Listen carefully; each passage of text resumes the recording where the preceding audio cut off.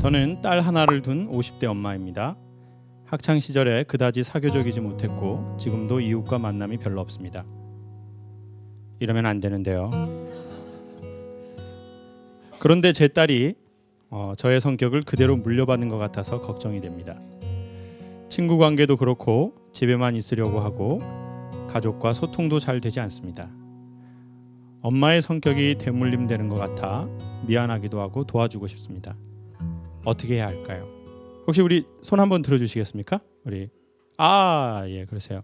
따님은 지금 뭐 대학생인가요? 아니면 고등학생인가요? 고등학생이에요. 고등학생이요? 예, 예. 몇 살이 되는 거죠? 그러면 지금 18. 위험한 해네요. 참 위험합니다. 2해만 넘기면 됩니다. 예, 이게 좀 위험한데, 중요하죠. 네, 위험한데 언제부터 따님이 엄마를 닮았다고 생각하셨습니까? 초등학교 때부터 좀 많이 봤죠. 그래서 이제 맨 처음에는 좀 다그치는 면이 있었는데요. 뭐라고 다그쳤습니까? 구체적으로. 친구도 데려오라 그러고. 친구들 데리고 와. 집에 이렇게 다그친 거죠. 내가 조금 사교적이지 않아서 나도 좀 이런 강연도 들어보고 그래야 되겠다고 생각하신 지는 한 얼마 되셨어요? 그게 한 10년 정도 된 것 같아요. 꽤 됐어요. 그래서 김창욱 그래서? 교수님 강의도 많많이 다녔어요. 몰래 이제 뒤에서 듣고 그랬거든요. 제가 그렇게 불법적인 행동을 하는 건 아닌데 또 몰래 뒤에 오셔서 그래서 이렇게 참 제가 이런 그렇네요. 아이 컨택을 할 줄 몰랐어요. 정말 저도. 그러세요. 예. 많이 바뀌었어요. 그리고 저도요. 그러세요. 예. 지금 이렇게 직접 이렇게 마주보고 얘기하니까 좀 어떤 느낌이 드세요, 어머니? 떨리네요. 그런 거 말하는 거 아닌데요. 서로 이게 웬일입니까? 지금 따님 얘기하다가 또 떨린다. 어머니 사교적이지 않은 분은 아니시네요.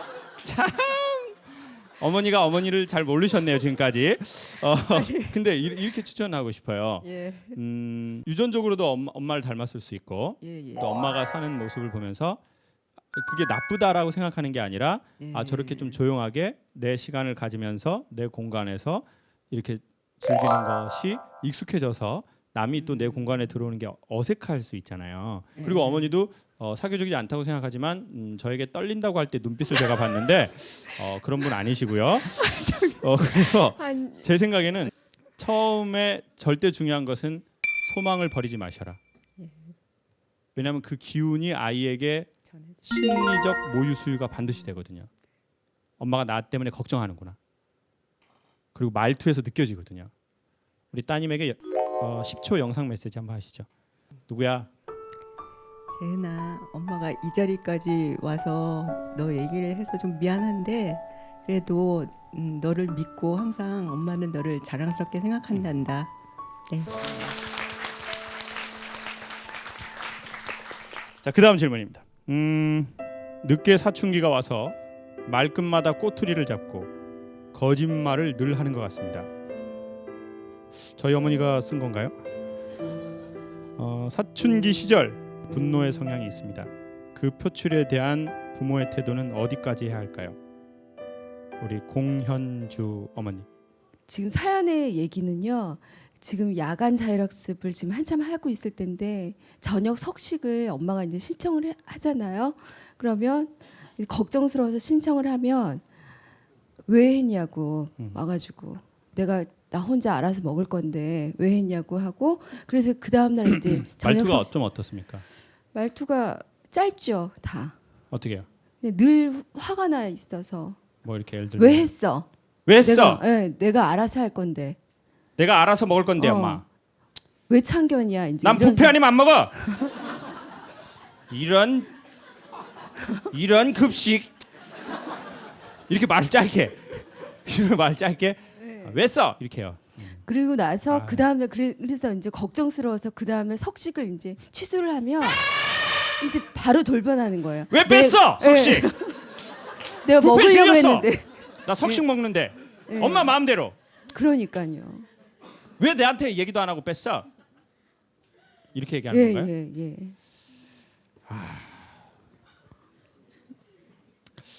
언제부터 그랬습니까? 잠이 많아지고, 그러니까 그 약간 사춘기라고 느껴질 그 시기인 것 같아요. 예, 그러니까 화를 어떻게든 낼 준비가 돼 있어요. 늘 화를 어떻게든 낼 준비가 되어 네. 있습니까? 오케이, 좋습니다. 깨워도 화를 내고. 왜 깨워? 나 미라 된다고 그랬잖아, 엄마. 나 미라 된다고. 우리 집 피라미드인 거 몰라? 스핑크스가 지키는데 어떻게 통과했어, 엄마? 대박, 완전 짜증나. 깨워도 화를 내고. 예, 밥 먹으라 그래도 화를 내고. 밥 먹으라면 또 어디 화를 냅니까? 알아서 먹을 건데. 알아서 먹어, 엄마. 나는 내가 농사 지어서 먹는다고. 엄마가 왜 농사를 지어와? 나 자급자족인 거 몰라? 나 사냥한다고 내가. 완전 짜증나. 나. 참 큰일인데요, 이거. 야, 이거 좀 어떻게 해야 되나요? 자, 그러면 제가 우리 딸들 중에 나는 우리 엄마한테 이런 식으로 내가 짜증을 내거나 화를 내본 경험이 있다는 딸 한번 손 한번 들어주세요. 솔직하게. 그 마이크 한번 줘보세요. 우리 그 왜 그랬습니까? 그때는. 공부를 왜 해야 하는지 잘 목표가 안 잡혔는데 엄마는 계속 성적 올리라는 말만 반복하고 서로 커뮤니케이션도 제대로 안 되니까 좀 화가 많이 났던 것 같아요, 서로. 어제 화난 거 오늘 낸 건가요? 아니면 그래도 몇 년 전, 몇 개월 전부터 그 화나 억울함이 쌓여 있다가 좀 그렇게 표출된 건가요? 아마 제 생각엔 초등학교 때부터 좀 약간 눌려왔던 게 점점 표출되었던 자, 그럼 것 같아요. 일단 이렇게 소개하고 싶습니다, 어머니. 어머니의 딸이나 그 아들이나 어제 화난 걸 오늘 얘기하지는 않을 겁니다. 어제 내가 사냥해야 되겠다고 생각해가지고 어제 내가 씨를 뿌려서 농사를 해서 내가 밥을 먹을 건데 엄마가 왜 급식을 시켜가지고 이걸 어제 애가 하지 않았을 거라는 거죠. 우리 여학생처럼 지금 초등학교 때부터라고 그러잖아요.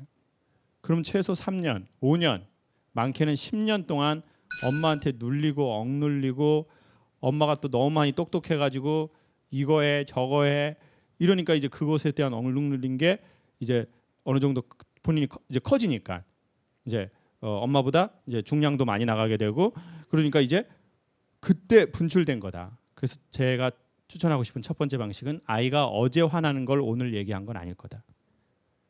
그러니까 아이도 3년 5년 참았다가 나한테 화를 내는 거니까 나도 그래도 나는 어른이고 내가 엄마니까 그래도 얘가 참은 것보다는 내가 좀 더 참아줘야 되겠다.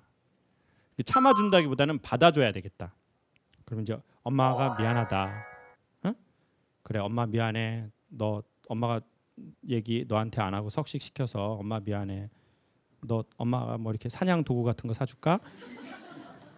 이 시기를 어떻게 보내느냐에 따라서 앞으로의 평생 딸과의 관계가 남는 것 같아요. 네. 부모님들은 알아야 하는데 왜 알아야 하냐면 모르는 척하기 위해서 알아야 하는 것 같아요. 그래서 옛날 엄마들은 몰라서 모르신 게 있었거든요. 그래서 애들이 나중에 엄마한테 돌아가는 경우가 있었어요. 그런데 요즘 이제 신세대 엄마들이 많이 알다 보니까 알아서 오히려 더 아이하고의 관계가 어그러진 게 생겨버린 것 같아요. 네. 알아도 모르는 척, 봐도 못 본 척. 그리고 아이들 방에 들어갈 때는 어머니들 꼭 노크 하셔야죠. 내가 낳았다고 중학생 아들 방에 벌컥 들어갔다가는 이제 아들이 그 영상을 보고 있다가 깜짝 놀라가지고 스피커를 끈다는 게 볼륨을 올려버릴 수 있거든요. 그러면 이제 EBS 영어 교육이 막 안녕하십니까 막 이렇게 나오면서 이제 사과 굴러가고 엄마는 어떻게 해야 될지 모르는 상황이 벌어질 수 있거든요. 근데 엄마가 뭐 했으면 좋았을까요? 노크. 그러니까 한국의 엄마들이 그 아빠들도 그렇지만 내가 낳았기 때문에 내가 했기 때문에 노크가 무슨 노크야 우리가 가족끼리. 그리고는 이제 아이의 마음에 들어갈 때 노크를 안 하시다가 이제 아주 좀 불편한 상황이 서로 생기지 않나. 그래서 마음에 들어갈 땐 항상 노크 이렇게 하시면 좋을 것 같습니다. 고맙습니다.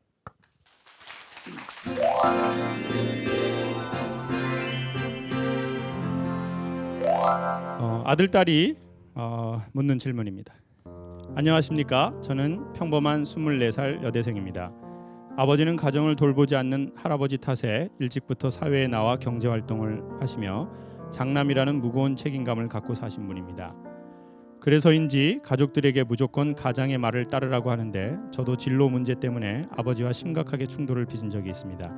안 되겠다 싶어서 아버지에게 가족 상담을 권유했지만 왜 우리 집 문제를 남에게 의논하느냐 라고 말씀하셔서 할 수가 없었습니다. 가부장적인 아버지와 어떻게 수평적으로 대화할 수 있을까요? 이분은 손을 들고 얼굴이 혹시 나오면 아버지가 왜 방송에 가서 그거 뭐 정규 학위도 없는 강사한테 왜 너는 우리 집 문제를 얘기했니? 라고 하실 수 있기 때문에 이분은 카메라에는 이제 비추지 않고 제가 설명하겠습니다. 제 생각은 아버지하고 수평적으로 대화하려고 하면 절대 수평을 이룰 수 없다는 겁니다. 자, 다시 한번 소개합니다. 아버지와 수평적으로 대화하려고 해서는 아버지와 결코 수평적으로 대화될 수가 없다는 겁니다. 아버지하고는 수평적으로 대화하지 않아서 수평적으로 될 수 있습니다. 특별히 제가 추천하는 방식은 권위를 가진 자, 특별히 한국 사회에서, 왜냐하면 아버지는 웬만하면 잘 바뀌기가 쉽지 않으실 겁니다.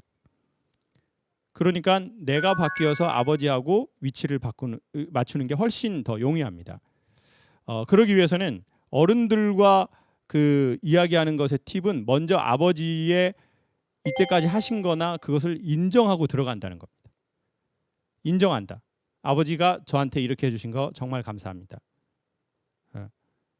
그리고 아버지한테 말하고 싶은 건 부탁하는 게 훨씬 효과적입니다.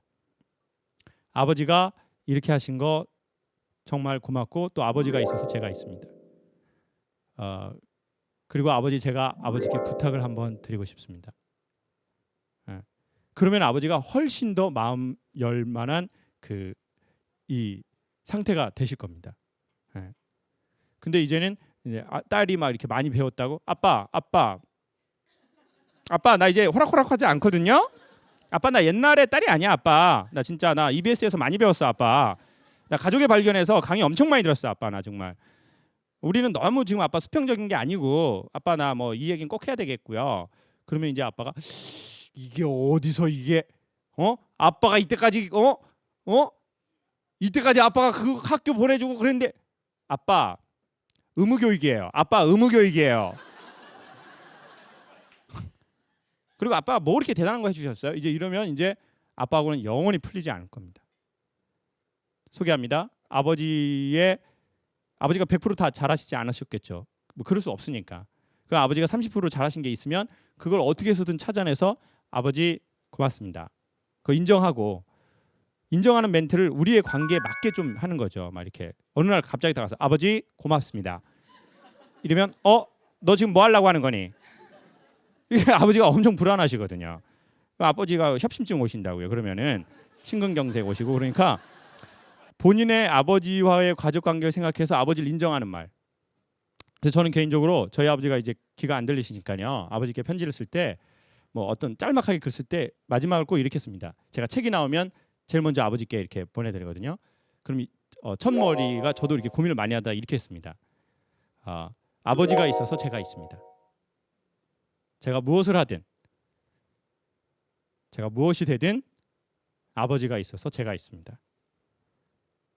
그 말이 좀 저는 괜찮은 것 같더라고요. 그리고 그거는 사실이거든요.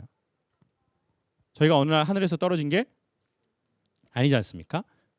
제 안에 아버지의 눈물이랑 땀이랑 어쨌든 무언가 없을 수가 없죠. 그렇게 추천드리고 싶습니다. 정리합니다. 아버지나 어머니를 인정하는 거 그렇게 해줘서 고맙습니다.